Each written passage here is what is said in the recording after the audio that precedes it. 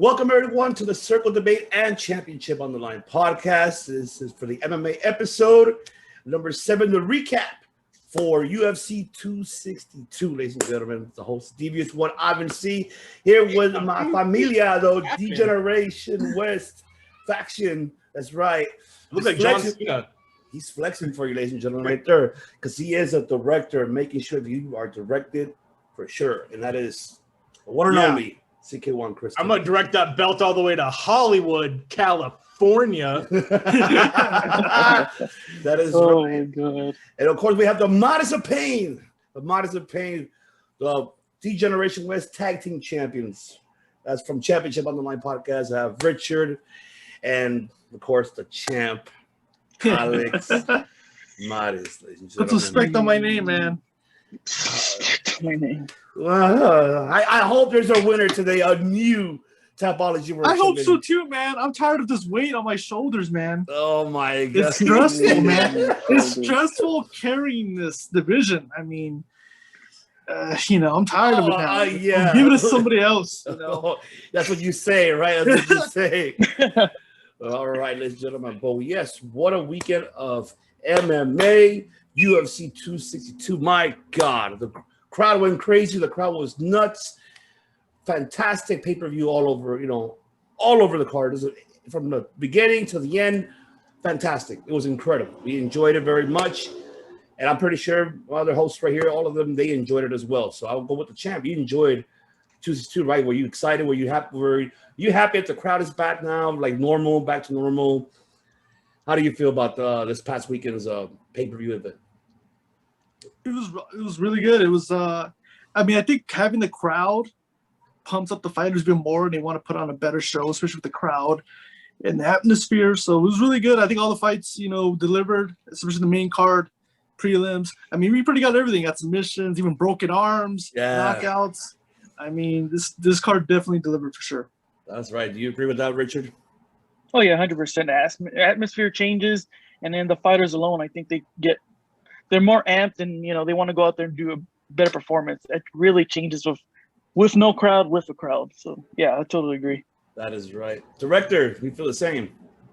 You really forget how dictating the crowd can be. Yeah.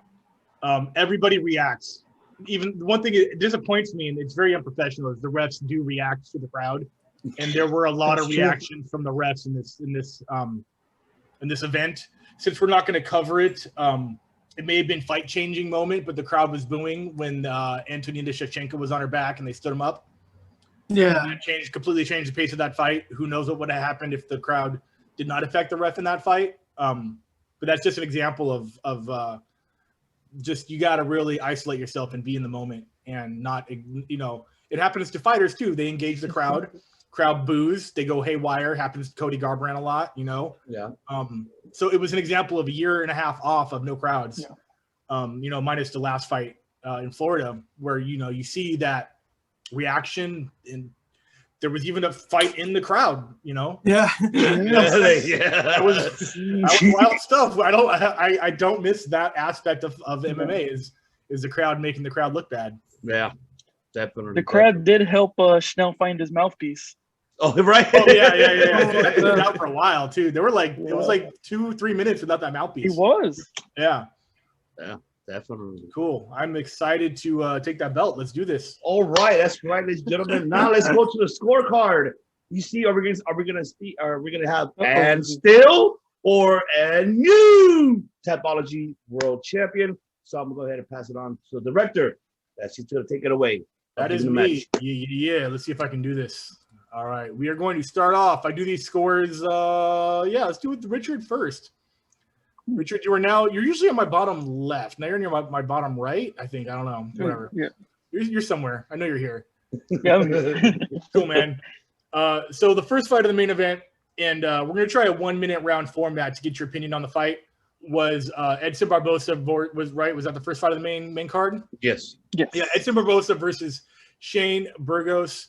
You had Barbosa by TKO in round 2. It actually occurred in round 3, so you weren't too far off, and the clock starts now. Yeah, I picked Edson just based on experience. I think all of us were talking about last episode. His experience was gonna take a toll on Shane. Shane's an up and coming fighter, but I think it was maybe not too soon. I just think this is a good life lesson in his fight in the fight game, and I think Shane will come back. But probably one of the most craziest knockouts, where he gets what was it, a left hook or right hook, and then you see that pause, and he just backpedals, and then he's It was out. both. It was a left hook, and then like a go right to the temple. Yeah, Yeah. and Chris might help me. There was a similar knockout with one of the Gracies a couple years ago, I believe. Was it Henzo and Matt Hughes in Abu Dhabi? That was leg kicks. There was another Gracie. Alex, you remember? I don't know. My minutes coming up. You know who it was? Was it Hines? It was against Meehan in World Series of Fighting. Yeah. Yeah. That was Hollis. Hollis? That was the heavyweight. Yeah. Where he got, I remember that. It was a delayed reaction. And he just walked away. And the timer went off. All right. That's the first time we ran it with a 1 minute timer. That's cool. But yeah, I agree. It was weird. I didn't know the body could do something like that, where it's like he was fighting consciousness. That's the only two fights I've seen something like that. Yeah. Next fight, we have Caitlin Chukagian, the blonde fighter, versus Vivian Arahu. Caitlin won by decision, and you had Arahu by decision.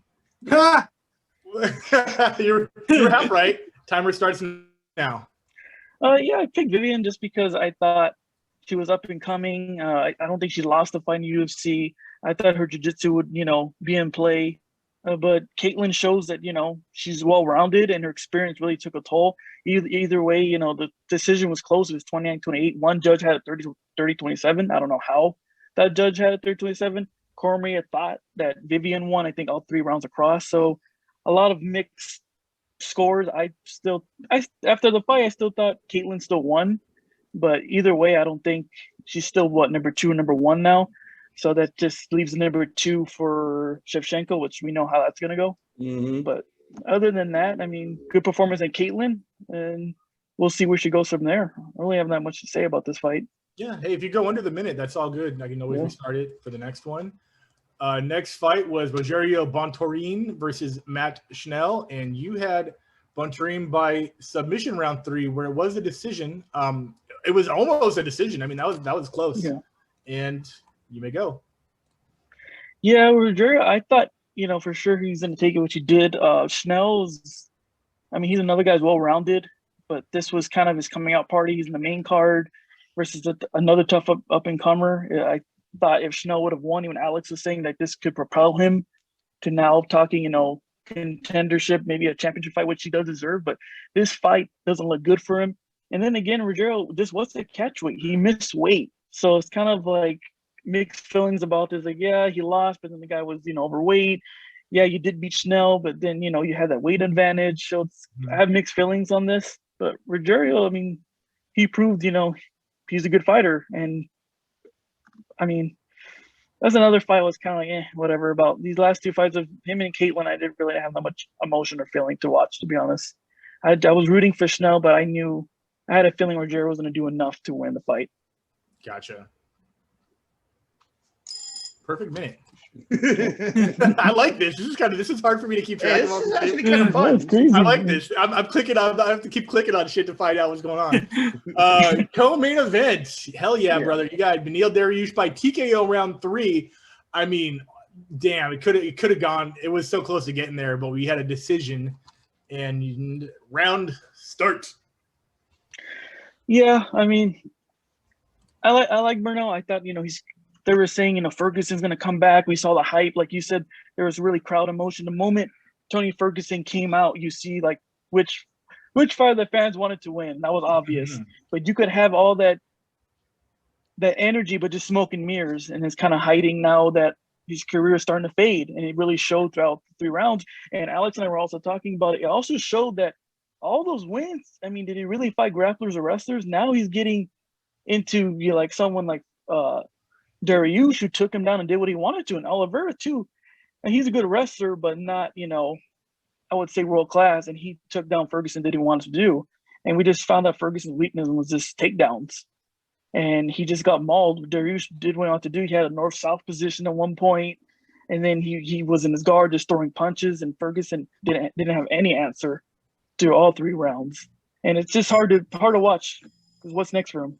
Yeah. I understand that completely. Main event. You had Michael Chandler by TKO in round 3. Did not go that way. It was Charles Oliveira by. I mean, that was a TKO to a KO if I ever saw one in round 2.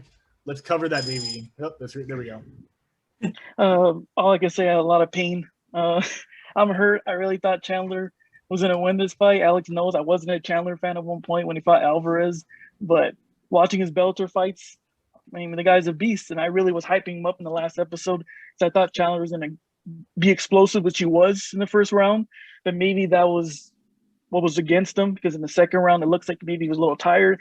Oliveira came out of battle to hell in the second round and went for the knockout. And I think that was a reason, because I think he felt that maybe Chandler was gassing out. And maybe there was some jitters too. This is the biggest fight of his career, and I think that's what affected Chandler in the second round. And Oliveira just with a perfect knockout. I mean, I don't think anyone thought Oliveira was going to win. If you look at his body of his career, a lot of people didn't think he was going to be a champion at one point, even at this position.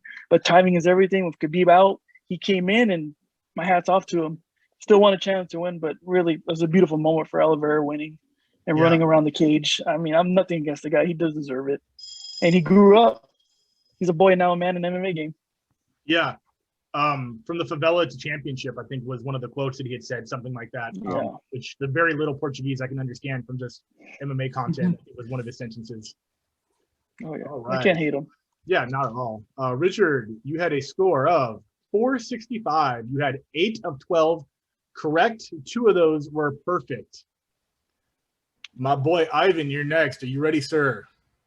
Oh, hold on. Give me 1 minute. Someone's knocking on the door. Hold on. Did you get another belt? How many belts this guy last round? He's getting belts. He forfeited. He's out. I'm still in the lead. Right? All right. I'm back. All right. Here we go. Yes, sir. First fight of the main card. You had Edson Barbosa by decision. It was a beautiful KO. Talk about it. Beautiful, man. Now.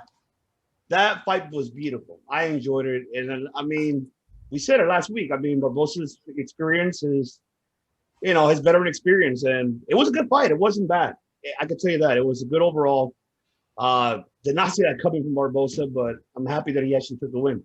So I'm happy. Burgos, yeah, he got some work to do. But I'm happy for Edson for sure.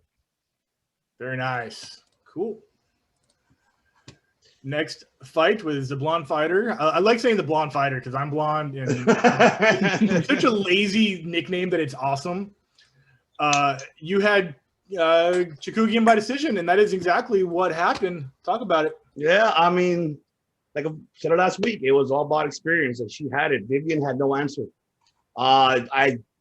So, I mean, now that how Richard said, yeah, of course, you moved in the rankings, but what's next? We already know the outcome of it with Shevchenko. So it's like, it is unfortunate that division overall it's done already. I mean, she's going to take, what's she going to do? Get a rematch with her and lose? Like, nah, I don't know. But I'm happy for her. She won because her veteran experience. So, but Vivian has also another person that needs to work on some tactics there. So, yeah, that's my answer. I got you. Next fight, Rogerio Bontorin versus Matt Schnell. You had that absolutely correct, also by decision. Yes. Great fighter, too. I mean, great fight overall, both of them. I got to give kudos to both. But, Rogerio, that's another upcoming one that I'm keeping an eye on. He's going to be something in that bantamweight. So we have to wait and see. We'll have to wait and see. Cool. I like that. What did you pick for the Neil fight? This is going to be very curious. You had Ferguson by TKO round 2. I'm not laughing at I'm not laughing at your pick. I was going by heart, man. I know. Okay, you got a minute to let that heart bleed. Let's roll it. Hey, but that I can tell you that fight overall was actually not bad either. Back and forth on the ground. Yes, agreed 100% that. Wait, hold on. After. Let me finish. I'm just saying. But of course he had no answer. He had no answer to takedown. Ferguson, yeah, Well, he did. I'll butt in real quick. He had a lot of threatening darces from the bottom. He had one in Yes. full guard. Yeah. I was nervous. I was like, oh Yeah. shit, he's gonna get this. Yeah, I was. Yeah, I was. But I was going with my heart, but it didn't happen, unfortunately. So I mean, is this the end of Ferguson? Bye bye. Is Kukui no more in UFC? Bellator? Bellator. A rematch PFL? with Pettis. PFL, right? Yeah. PFL. That's my answer. Cool. Awesome. Let's see what you got on that main event. You had Chandler TKO round 2. You half right. You were half right. Talk about it. Oh my God, did not see that coming at all, man. I mean, I gotta give Oliveira props. He made the adjustments in round 2. He saw what his mistakes in round 1, and he switched the adjustments perfectly. And that was just an unexpected knockout. Did not expect, even though it wasn't the hardest knockout, but he caught him on off guard right in the temple for sure. And I mean, with this win for Oliveira, now the next challenger, I guess what Dana White's saying, I guess he's waiting between Poirier and Conor. Whoever wins that fight will probably challenge for the belt. But what about Gaethje though? See, it still leaves Gaethje out of the picture, which I don't know why. So I don't know where they're gonna go with this, to be honest. I mean, I'm happy for Oliveira, but I have a feeling that this belt's gonna be switching around. Whoever's the next contender. That's what I feel. I don't think Oliveira's gonna stick with it for too long, in my opinion. Not wishing the guy bad luck, but it all depends, because that division itself is overwhelming. I mean, anybody could be a champion, So They sure can, even me.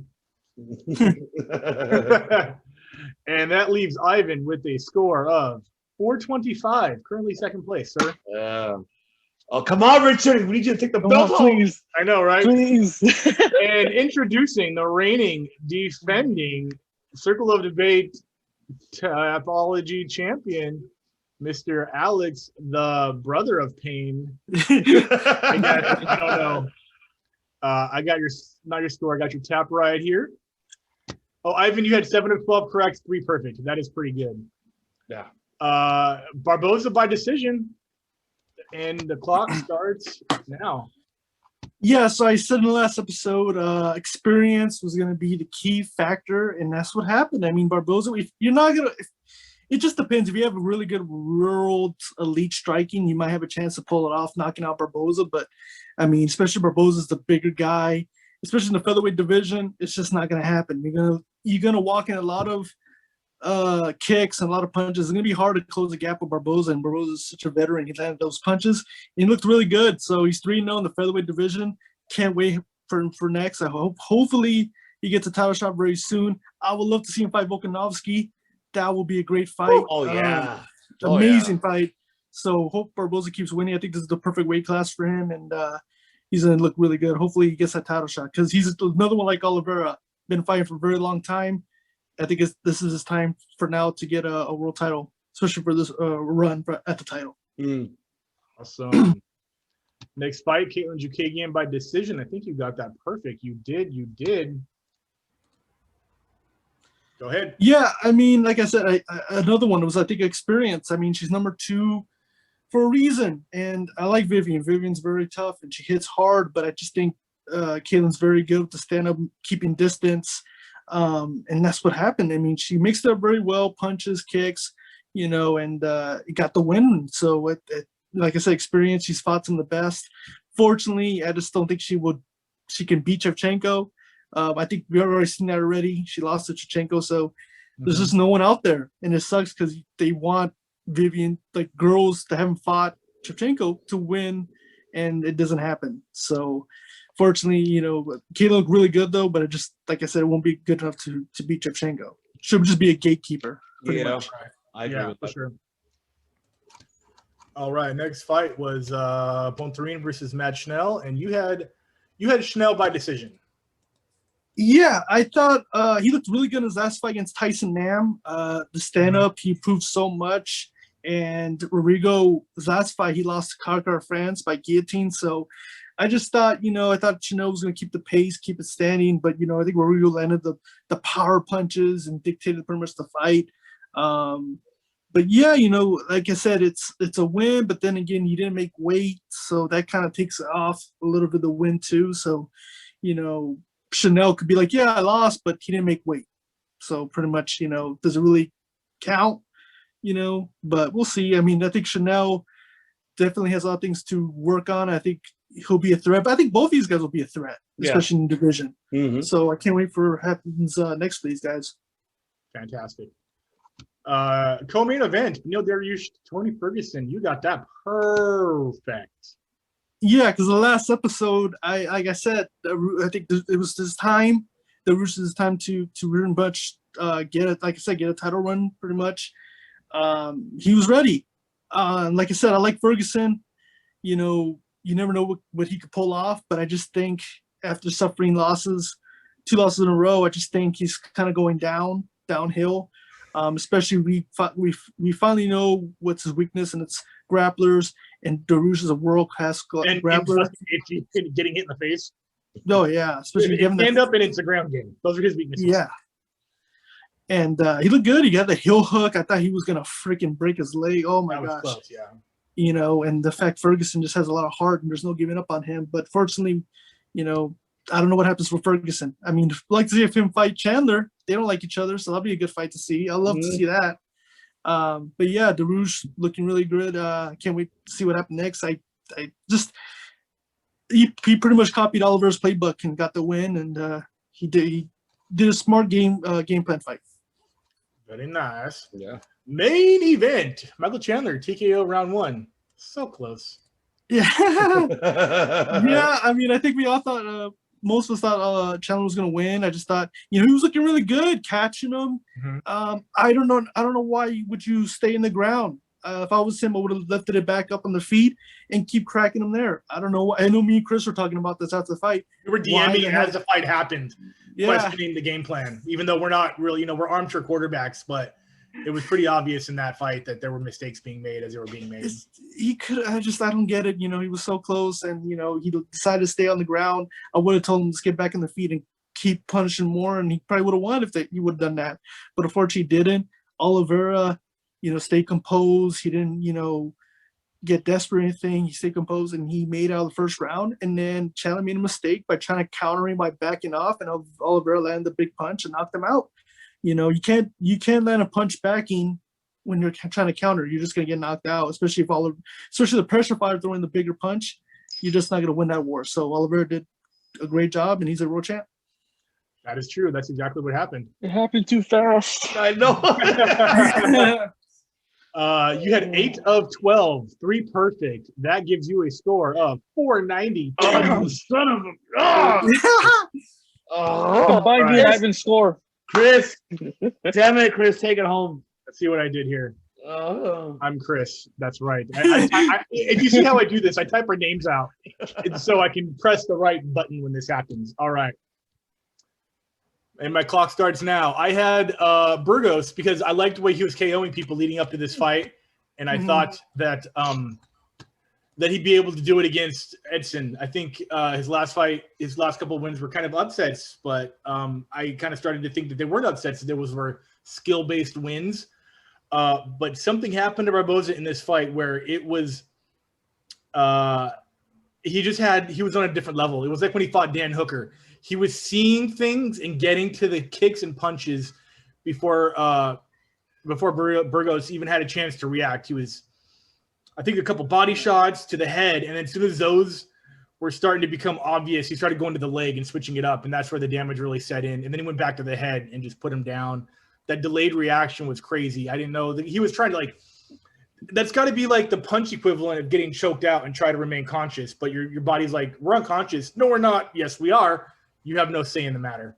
And that's exactly what happened. I had Arahu by decision. I just thought she was a meaner fighter, especially with, Caitlin coming off, a freckled win-loss record in the past year or two. I just thought the decision was going to be a little too tough for Caitlin to keep up with. Vivian's just, fiery Brazilian with well-rounded skills everywhere, but the experience of Caitlin definitely played into effect. I think she was like an actual karate champion or national kickboxing champion before she was an MMA fighter. And I think that she was able to time distance and range and defense just a little bit better, kind of in a more veteran sense. Yeah, gatekeeper is a good word to put right now because that division is basically Shevchenko and everybody else. It shouldn't even have a 1 through 5 ranking. It should be champion and then 5 through 15. That's how close I think it is between the challenger and the champion right now. I had match now by decision. Again, same thing about Burgos, just a young up-and-comer, hungry fighter who I thought was just going to be able to weather a storm and get it done. Coming off that Tyson Nam fight, I know he lost to Pantoja by KO in round 1, but before that he was on a 4-fight winning streak.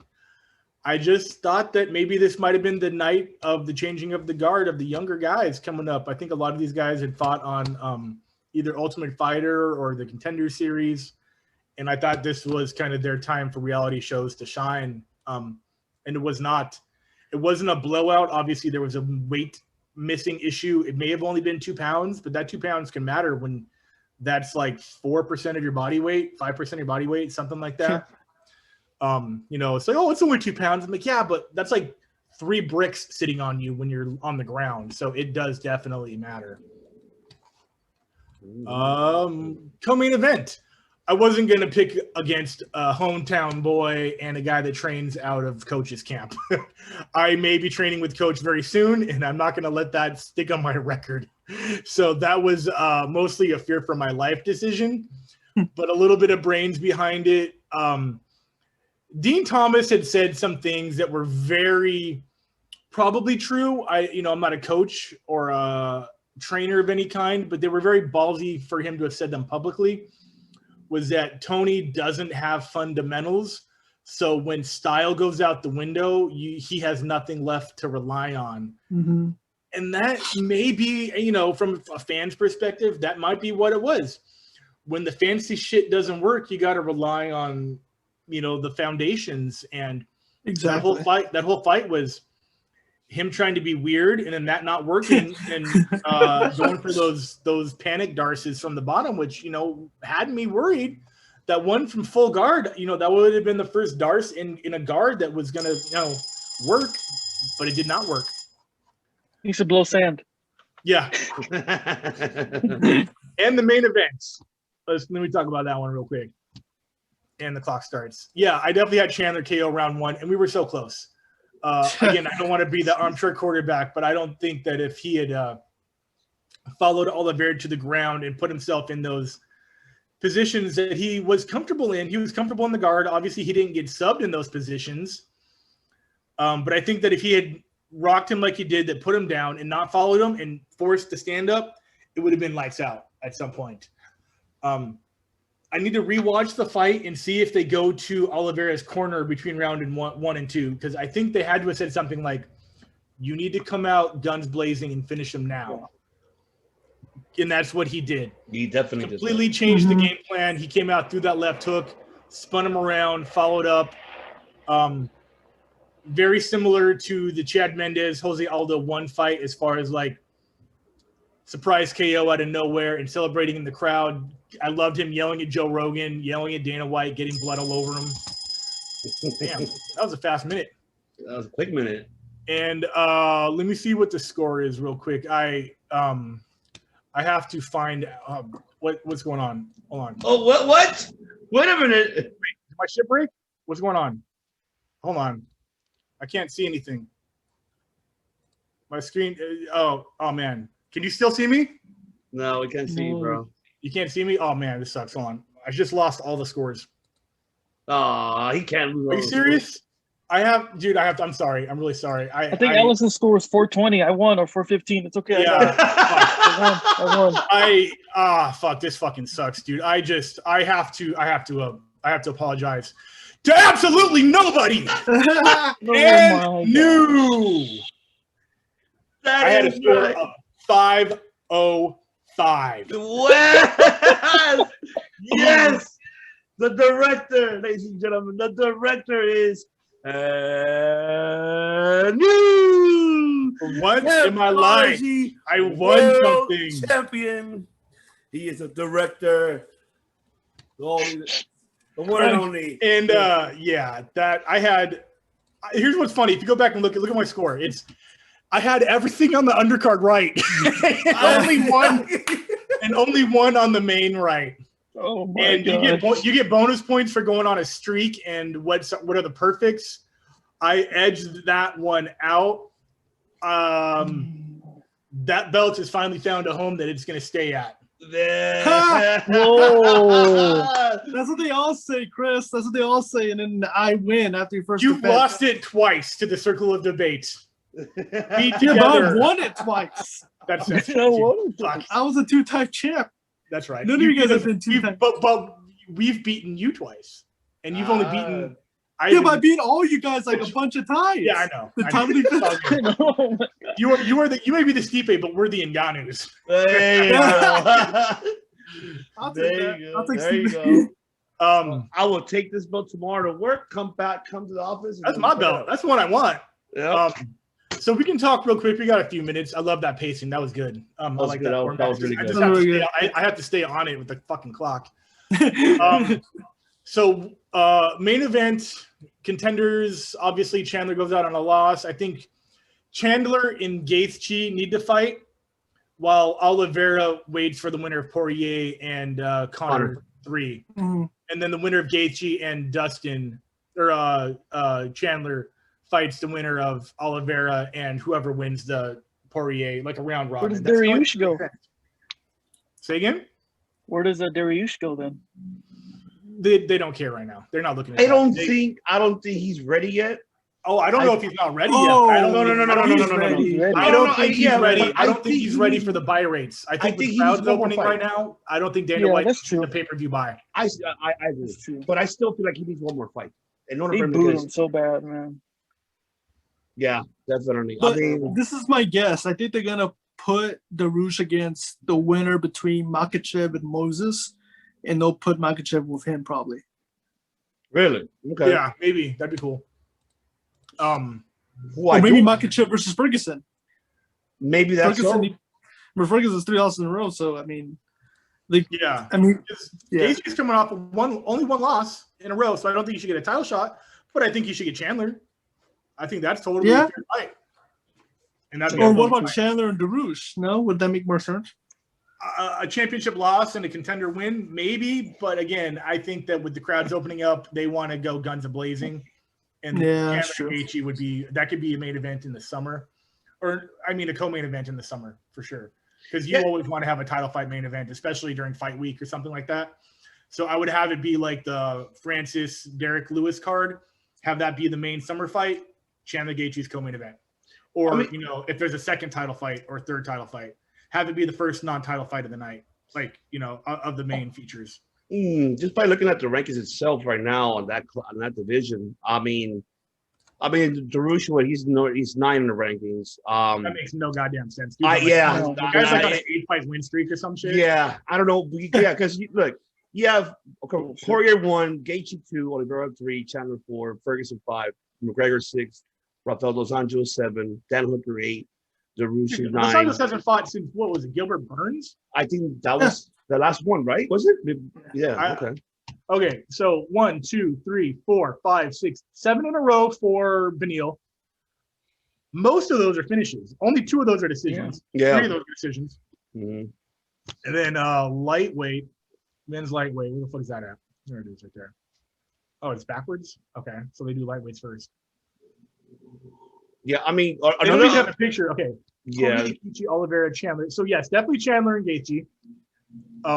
Beneil and fuck yeah, man, that sucks. That he's not going to fight. I mean, Hooker maybe, but that makes no sense because maybe What about Dos Gregor? Anjos would be the only one that makes sense because I don't want him fighting anyone that's ranked lower than him. I wouldn't mind seeing him in Islam. Why not? That'd be something Yeah. to do. Islam is another upcoming one in that division, especially. I mean, he's When was been on. Rafael- Dos Anjos would be a good test. Yeah, I agree with too. that. That too. Rafael's last fight was last November with a win over Felder. So, I mean, that makes sense also a little bit, but I think we need to give a little bit more respect to Beneil than having him. Yeah, that's the only person above him is either Hooker or Dos Anjos. The Makhachev fight, that could be a main event if he's willing to risk losing that spot. It's only one spot, but I mean, you know, he'd have to have a guarantee that he's fighting a top 5 after that, which I think he should already be in the top 5. Yeah, no, yeah, you're absolutely right. He should be already in the top 5 by now. Have dropped.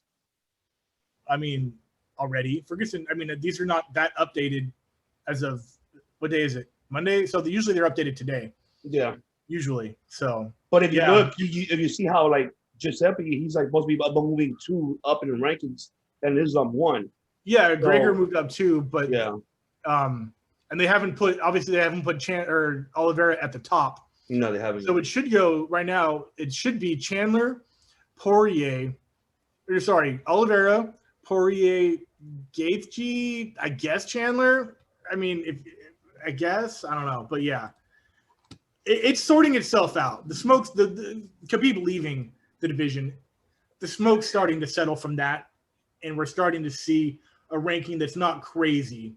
I just want a little bit more respect thrown to Beneil, but not necessarily a title shot. But I think he and Ferguson should switch spots almost exactly. If Ferguson's at 5, Beneil needs to jump 4. I still would like to have him and Islam fight. That would be because they're both on a winning streak. Like major. That'd be a major fight between them two. Because it's the big test for Islam too. You know, he's another one upcoming in that class. So I'm a fan of Islam, so I would love to see him get a title shot as well. He's like the dark horse in the division. Yes. Yeah. Mm-hmm. Needs respect. He doesn't even have his Tesla yet. It's a shame. Oh, I know. And Elon tweeted about that too. Coming soon, he said. He said coming soon. Yeah. But those are the only questions I have about that card. I mean, obviously, I think Andre KJB Lee, my homegirl, is next for Valentina. That's probably as clear as day, regardless of what the rankings say. That's true. Yeah, definitely. Especially since she did what she did to her sister. So there's going to be a little bit of a Kickboxer, the movie, going on where Valentina's going to be like, I don't care what ranking she is. I want her. She looked good too. And Jaylee looked pretty good. Oh, she always looks good. I've always thought that she was female Cowboy Cerrone. Great on the feet, fantastic ground game, comes out with the cowboy hat. Southern girl, Southern. Andrea Lee's ranked 11. Just give her the fucking fight. Just do it. She's gonna be moving up. She's gonna be moving up. I agree with that. Just give her Shevchenko. People want it. Yeah, that'd be a great fight to promote too. Yeah, that's a fight where she could jump 8 people and I wouldn't be mad about it. Yeah, I don't even think they would be mad at it. Yeah, the right. Fighters. Listen, anybody, just give it to anybody. Give it to her, or maybe give her Grasso. If not, because we all love Grasso. We all love Alexa Grasso for sure. So yeah. All the divisions right now. There's not a lot of rankings that I can say is 100% exactly where it should be. Yeah. UFC should just buy Invicta already. They kind of did. It's sort of their parent company. Definitely. I love Invicta. I can't wait for it. I wish Invicta would come back to the West Coast. Well, Invicta is not on UC Fight Pass, right? They're in Access now, right? Yeah, Access now. Right, because they do have. I know Shannon Knapp, the owner. I don't know if she sold the company and is still the president, or if she's out of the company completely. But I know someone else now has it. Definitely. But hopefully they keep Shannon Knapp because she's awesome for that company. She did so many things to get that. Oh, she built it up. Yeah, as big as it is. She built so many stars. We wouldn't have any UFC female star besides Ronda, who's one of the only stars who never fought in Invicta. Even Cyborg fought there. Yeah, no, I was there when she fought Islami Chayev. I forget her name. It was a Russian lady. They only had one fight. She got knocked the fuck out right in front of me. Yeah. I saw Megan Anderson win titles there. Hinata D'Souza, Livia D'Souza. So many. Hayaka Hamasaki, Tanya Evinger. I've seen so much history in person. Watterson fought there too. She did fight there, yeah. And Rose fought there. Everybody, man. Nunes fought there. Tisha Torres fight there? I think she fought there too. Tisha Torres comes from there, yeah. Tiny Tornado for sure. Yeah. Everybody, man. Honestly, everybody but Ronda and maybe I think Misha Tate, who went to Strikeforce and were already huge names before Invicta became a thing. So is it official now between Bone Jones versus No, right? Not even close. We're 90% closer to Francis Ngannou and Derek Lewis. Yeah, Which I mean, that fight should happen anyways because Lewis is up there in the rankings already. You think it's people time don't for care him to about get a Jones shot? anymore. I mean, they do that. It would obviously sell more, but Jones is going to bones. He's going to do that thing where he's going to hold out and tickle each other's balls until they fucking finally get that paycheck going. Which it's him and Dana both being stubborn. It's shades of the Tito Dana White thing. It's the same exact relationship. They love to hate each other. They love to fuck with each other. But they both want to make as much money as possible off of each other. So if something happens, it'll be huge. Definitely it will. There you go. Well, there you have it, ladies and gentlemen. That is a recap here on the Circle Debate Championship. Oh, that's right. We got a new Tapology World Champion. All right. You know what? I got to pass it to the director. How do you feel about this win, man? Talk to us. It's so a few facts for you right here. I like to do a segment on my MMA cage fighter group called Random MMA Facts. Charles Oliveira holds the record for most amount of career fights in the UFC before a title fight at like 28, winning on his 29th. Michael Chandler is tied with too many to count in the fewest amount of title fights or of UFC fights before a title fight at just one. I can name all of those off the top of my head, but it's not a long show. I hold the record for most amount of losses before a title win. So me and Charles Oliveira have something in common, man. We grinded our way through a career to earn this spot, and we're not going to squander it. That's right. We'll see. Former we'll see champ. when I win it next time. Former champ, how do you feel about it? I've been here before. And I come back. And yes, we know you lost before. Yeah. Talking from the guy that never won it. So I mean, you could talk when you actually win. Okay. I saw you talking a lot, telling me, "Oh shit, Chris is coming up in the scorecard." That's what I heard. That's what I heard. I'm getting better, man. I was real excited when I was winning every single one of the prelims and none of the main card. I was like, "Oh, what the fuck's happening right now?" I felt like Chandler, like I was winning that first round, and I got hit with a left hook. So the next pay-per-view is going to be UFC 263 on June 12th, and this is a wow, the summer starts off hot with Adesanya defending in a rematch against Marvin Vettori. Then we got that rematch again, another championship rematch, Davidson Figueiredo versus Brandon Moreno. And then we got that Leon Edwards versus Nate Diaz fight moved to this card. Wowza. I can't wait to defend my title. Real quick. Yeah. Especially because, what are you guys' opinion on Vettori getting the shot? I know he got a lot of hate from it.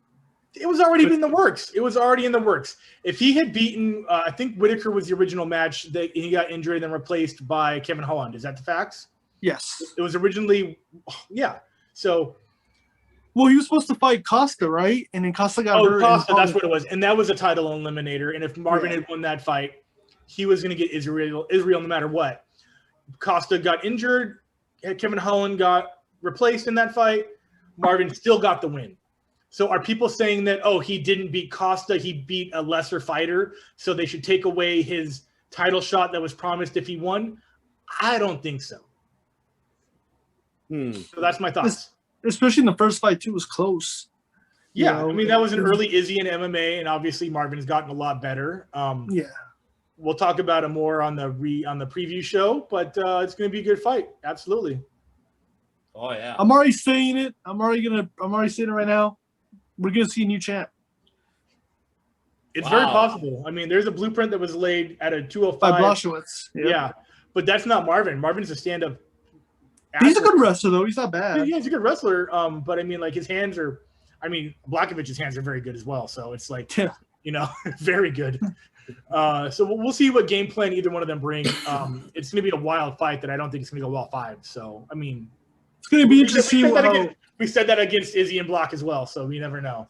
Yeah. It'll be interesting to see us mentally after suffering this loss, see where his mind is at. He's awful quiet lately. I don't think Izzy's Twitter's been popping off like it usually does, unless it's against John Jones. Yeah, I mean, ever since that loss, that he's been quiet. He hasn't said a word at all. He hasn't. I'm like, okay, there you go. Welcome to the light heavyweight division. There you go. Boom, get you. You know, and I know Dana White was not happy about that. He wanted welcome and goodbye. Yep, welcome and goodbye. He had to leave. That's right. Well, there you go, ladies and gentlemen. Thank you so much for tuning in here for episode 7, the recap here on Circle Debate and Championship Online Podcast. We will be back, obviously, for a top 5, but we haven't done it yet. We were discussing it, but we've been having schedules difficulties. Yeah, we're trying our best out here, man. Yeah. We're doing 5 episodes of content a week. We'll handle it. We'll get it done. Yes, we'll definitely get it done, most likely. And Richard, Alex, if you want to let the viewers, subscribers, and the audio platform listeners, if you have anything upcoming for them to be surprised on the Championship Online Podcast. Absolutely. We have dropped 2 big announcements. So the first announcement we dropped is that we're coming up with a new segment, new series called A Day in the Ring, where we document and film what it's like for a professional wrestler, a day in the life in the professional in wrestling. And our first episode, we're doing it on Gino Rivera. If you guys don't know him, he's been wrestling for about 12 years, came from Santino's, former Arizona State champion. He's done so much for them, and also, doing things in WWE. Had a match over there at 205 Live. So, he's done a lot in his career, and we actually we spent the day with him. So, you guys are going to see what it's like to travel, and also be to see what's his day in life in the ring. So you're definitely going to see that. It's exciting. Coming soon. So you guys got to follow us to see when we come out, but trailer's coming soon, and we're going to release the date very soon. And also this Friday, So Alex, I'll say bring 2 things when you watch this. Bring the popcorn and bring the tissues, because we're not going to say too much, but you're going to be hungry and you're going to be invested in this little documentary. And also the waterworks might come through, because yeah, a little emotional towards the end to see, you see the real side. You see Gino as a wrestler and Gino as a person. That's awesome. And they're 2 completely different people. Also, since when this does come out, you guys can expect Gino at Circle Debate Podcast. That's a guarantee. You guys are going to see him and tell his story, and also talk about the documentary, what it was like to film, and it's going to be fun. And also, this Friday, we're dropping a new episode. We got Amber Nova in the house. Oh, yeah. So that's going to drop this Friday. You can listen to our on YouTube. And follow us everywhere on Apple Podcasts, Spreaker, all that stuff, and Instagram. And can't wait. Amber Nova this Friday. So very excited. Definitely. We are excited too. I'm looking forward to the documentary. I'm looking forward to watching the Amber Nova. So I'm looking forward. Man, as you can see, ladies and gentlemen, the D-Generation West is holding the West Side over here. We're holding it down here in California. We're holding it down. That's right. We're the elite of your podcast right here. This is the elite right here of the West podcast here in the West Side. So is there any other podcast from California? Hit us up. You want to be part of the elite West? Let's talk. Why not? Right? I love that. Hell yeah, exactly. So there you have it, ladies and gentlemen. It's the host of Devious One IBC here with El Director, the new Tapology World Champion. Right here, look, your title's right here. Audio Sensei. Your title is right here. Your title is right here waiting for you. That is right. And of course, think anybody wants to take a roundhouse kick to the head in these bad boys? Little Napoleon Dynamite for y'all. All I can say right now that Ryan and Jose will be very, very happy to hear this great news. I cannot wait to get their reaction, because they've been wanting to get you, Alex, but looks like Chris is the one that got you first. So Jose would never beat me, okay? If you really think about it, I'm either always first or second place. I'm never below second or third or fourth or last place. Like you said, second doesn't matter. No one gives a fuck about second. I've been second so many times. No one cares.